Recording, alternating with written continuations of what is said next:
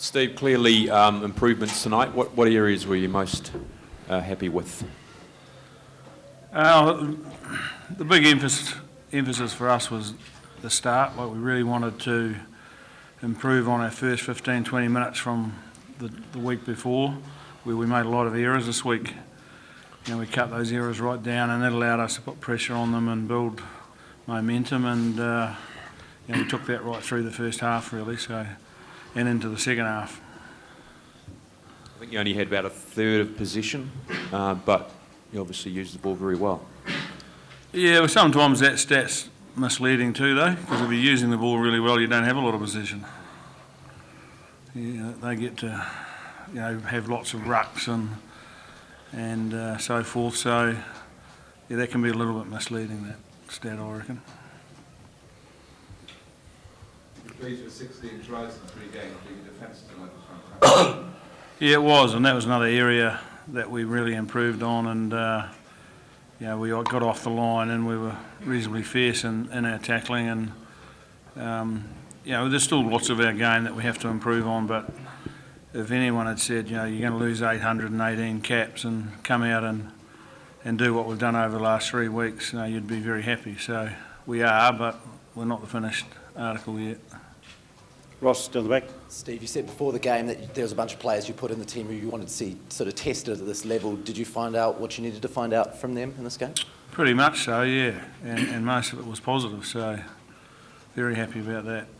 I thought the guys that, Elliott was good. He started, and then Offa came on. He played particularly well. And Liam Squires, I thought, was great.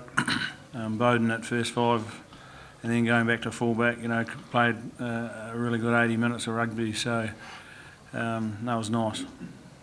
John Day. Steve, did you see this performance from Israel Dag kind of coming? Well, I keep telling you guys he's a world-class player, and I'm not sure if you've believed us up until now, but maybe you will again.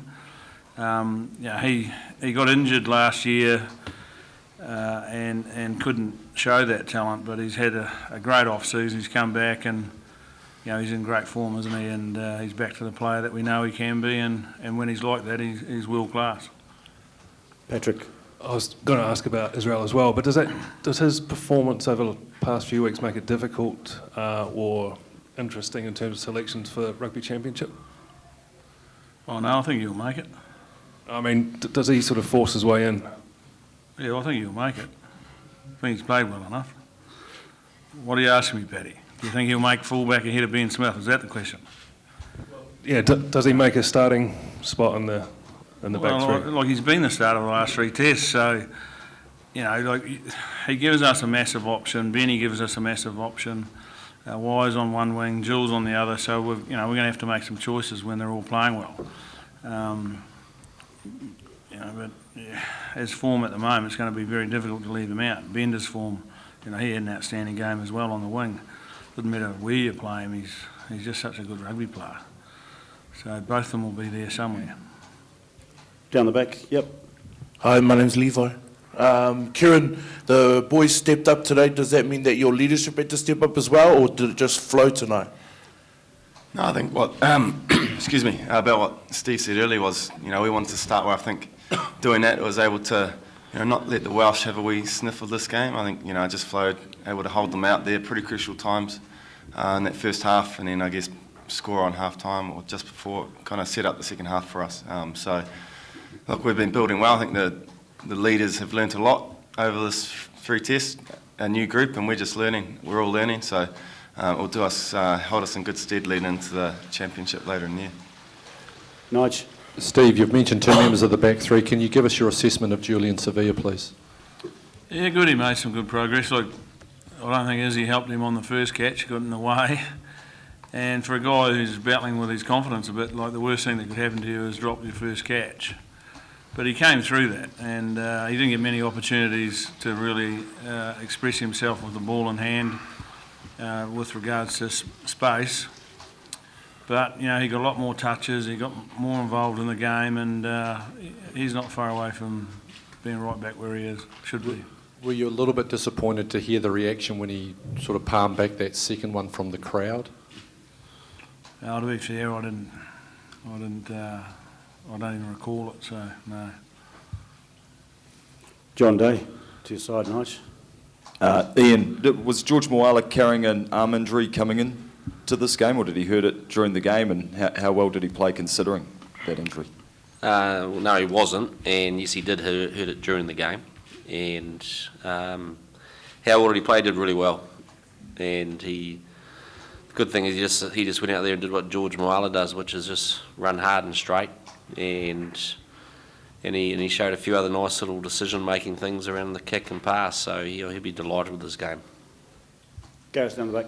Stand up, mate. Steve, after 2 close games and a 6-try, 40-point drubbing, what can you offer Warren and the Welsh boys as comfort?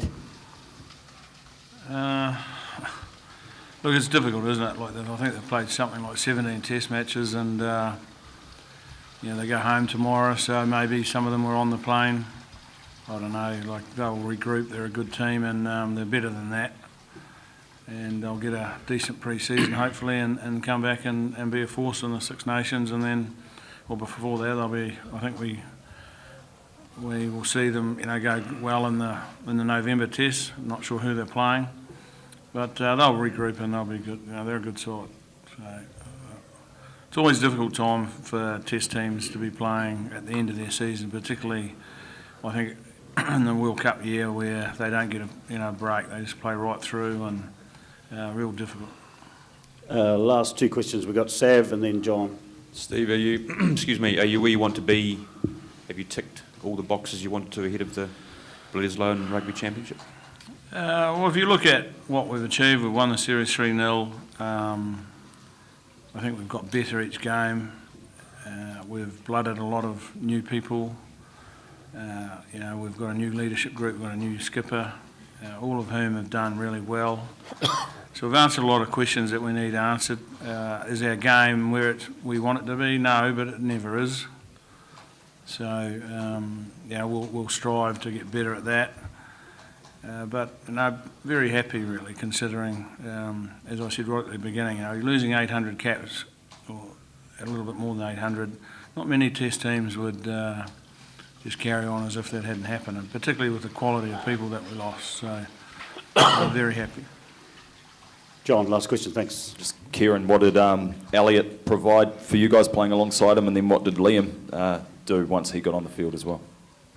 Yeah, I think both of them were outstanding tonight. I think like Elliot is, showed that abrasive side. I think he got off the line really well and made some pretty dominant hits early, which I guess we've seen in the past from the number 6 in the All Blacks. So he made himself count, when he was out there.